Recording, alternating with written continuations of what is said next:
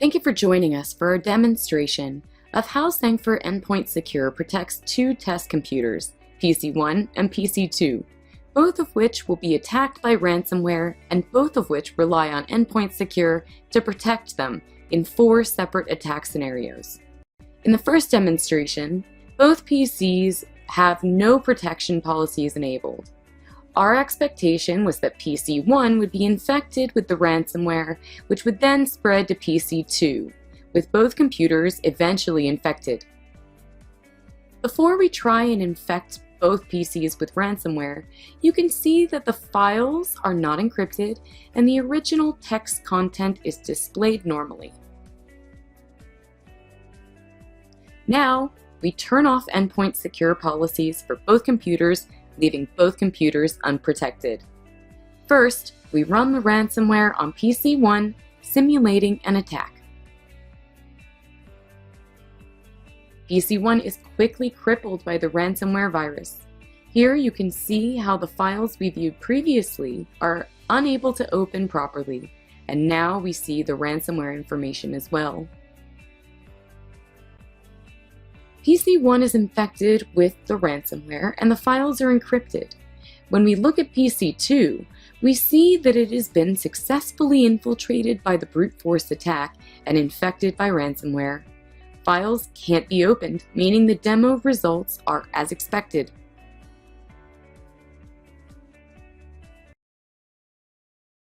For our second attack scenario, we have enabled Endpoint Secure brute force attack detection on both PCs. The expected result is that the ransomware will be unable to use a brute force attack to infiltrate PC1 or PC2, and both computers will continue to run normally. Before the PCs are infected with the ransomware, we see that the files in the computer are not encrypted, open normally, and display the original text and content. To ensure the testing is accurate, we have only enabled Endpoint Secure's brute force attack detection, not any other protective functions. Now we are running the ransomware program on PC1. You can see that PC2 has received a pop-up warning window alerting the user to a brute force attack. As we log into the Endpoint Secure platform, we can see from the logs that Endpoint Secure successfully detected and blocked the brute force attack launched by PC1 on PC2. Due to Endpoint Secure protection against brute force attacks, the ransomware was unsuccessful in its attack on PC1. Both PC1 and 2 files are able to open normally and remain uninfected. For our third demonstration, Endpoint Secure micro-segmentation is enabled for both PCs. We expect to see PC1 encrypted and isolated from the lateral spread of the ransomware, while PC2 remains unaffected. Both PC1 and 2 are infected by the ransomware. We check that the computer files are not encrypted and can be opened normally. For this third test scenario, only the micro-segmentation policy is enabled to block both PC's file sharing ports and remote access ports.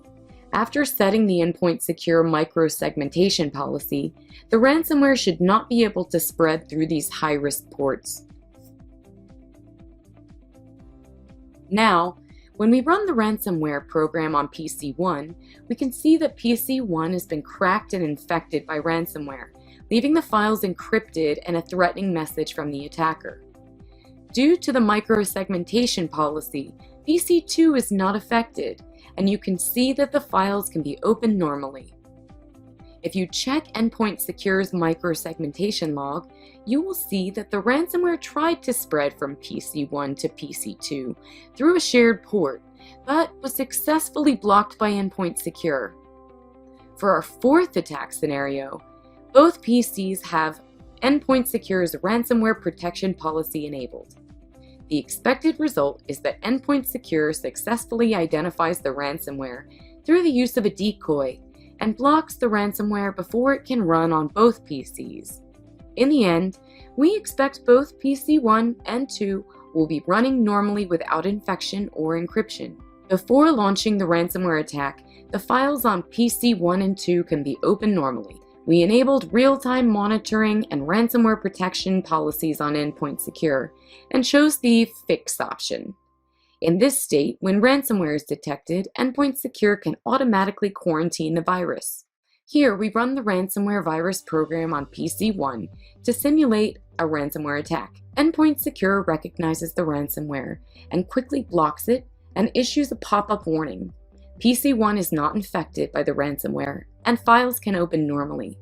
PC2 is also not infected by the ransomware, and files operate normally. As you can see if you look at the Endpoint Secure security logs. For our fifth test, both PC